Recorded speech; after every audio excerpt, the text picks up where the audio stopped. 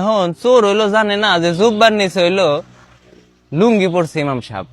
চোরের ডিম দুইটা হইলো মনে করেন বাইরে গেছে। এক চোর হইলো বুঝছেন অনেকদিন যাবত মানে চুরি চামারি করে, ওর হঠাৎ মনে হয়েছে যে না রে আমার তো এইভাবে আর চলতেছে না, আমার ভালো হইতে হইব। হালায় ভালো হইব কার মাধ্যমে হইব কার মাধ্যমে হইব কোনো লোক পায় না, আশেপাশে যত লোক দেয় সব হলো মনে করেন 2 নাম্বার। আচ্ছা এখনো ভালো লোক পাইতেছে না। হঠাৎ করে এক লোকের সাথে একদিন দেখা হয়েছে। এখন ওই লোক রে কইতাছে, কয় ভাই আমি তো আগে চুরি চামারি করতাম, এখন আমি ভালো হইবার চাই, কার মাধ্যমে ভালো হমু? এখন ওই লোক কইতাছে, কয় তুমি এক কাজ করতে পারো, তুমি যে মসজিদের ইমাম সাহেব আছে না, ইমাম সাহেবের কাছে যাও, উনি একজন ভালো লোক, নামাজ কালাম আদায় করে, 5 ওয়াক্ত রোজা টোজা করে, তুমি ওনার মাধ্যমে ভালো হইতে পারো, ওনার কাছে যাই দেখো কি কয়। ঠিক বলেছো। এখন চোর গেছে ইমাম সাহেবের কাছে, বুঝছেন। যাওয়ার পরে চোর কইতাছে, কয় ইমাম সাহেব আমি তো এরকম ভালো হইতে চাই, আমি কি কি করতে পারি? ইমাম সাহেব মানে ভালো হওয়ার জন্য যা যা করা দরকার ওরে সেই বুদ্ধি দিচ্ছে। আচ্ছা এখন এই কথা হই না চোরের খুব ভাল লাগছে, ঠিক আছে। ভাল লাগার এক পর্যায়ে মানে চোর ভালো হয়ে গেছে। এখন ইমাম সাহেব যে মনে করেন ওই যে জুব্বা টুব্বা পরে, তারপরে মাথায় পাগড়ি পুগড়ি পরে, এই জিনিসটা ওর খুব নজর কাটছে, বুঝছেন, চোরের। এখন এই চোর হইলো একটা জুব্বা বানাইছে, একটা পাগড়ি কিনছে।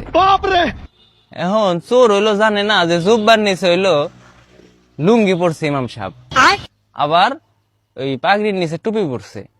চোর তো মনে করেন খালি জুব্বা কিনে নিয়েছে, আইনা পড়ছে, নিচে লুঙ্গি পরে নাই, আবার পাগড়ি পড়ছে, পাগড়ির নিচে টুপিও পরে নাই। চোর মনে করেন জীবনে মন্দির নামাজ কালামও পরে নাই, ওর নিয়ম কানুন কোনো কিছুই জানে না। এখন মসজিদে গেছে নামাজ পড়ার লিগা, নামাজ পড়ার যাওয়ার পরে ইমাম সাহেব হইলো, ইমাম সাহেব সচরাচর মনে করেন সামনে দাঁড়ায়, এটাই স্বাভাবিক। সামনে দাঁড়াইছে, দাঁড়ায় নামাজ পড়াইতেছে, হ্যাঁ, তার পিছনে হলো চোর খারাইছে। চোরের পিছনে আবার এলাকার যত পুংটা পোলাপান আছে না, যেগুলো মসজিদে যায়, ছোট ছোট পুংটা, হেডি খারাইছে। এখন ইমাম সাহেব মানে যখন সেজদা দিছে, তখন হলো চোরও সেজদা দিছে। চোরের তো জুব্বার নিচে মনে করেন কোনো কিছু নাই, লুঙ্গি মুঙ্গি নাই। এখন চোর সেজদা দেওয়ার পরে ওই চোরের ডিম দুইটা হইলো মনে করেন বাইরে গেছে। ওই পিছে যে পুংটা পোলাবান আসলে পুংটা পোলাবান ঠাস করে এমনি খপ করে ডিম দুইটা মনে করেন যে চাপ দিয়ে ধরে রাখছে। এখন চোর তো ব্যথায় কুকড়াইয়া যাইতেছে, কিছু কয়া পারতেছে না। এখন চোর মনে করছে এটা একটা নিয়ম।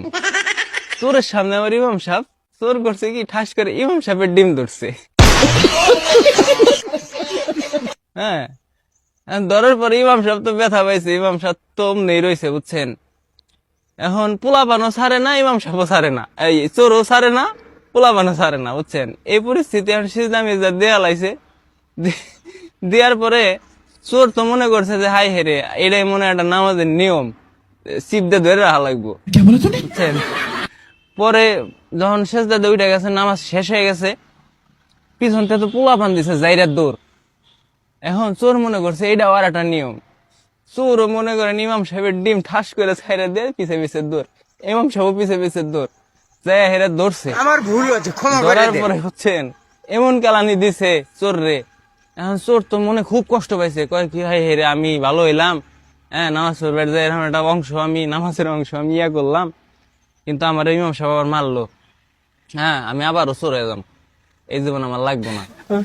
এখন ভাই কাহিনী হয়েছে কি, মানুষের ভালো করতে নাই, বুঝছেন। আমাকে আশেপাশে মেলা গন্ডমূর্খ আছে, আপনি এর ভালো করবেন বুঝবো না, বুঝছেন, দেখবেন যে লাস্ট পর্যায়ে আপনার ডিম চাইপা ধরছে। আর এরকম কেরা কেরা ডিম চাইপা ধরতে পারে, আপনার কোন বন্ধু বান্ধব তারে মেনশনটা দিয়ে যায়।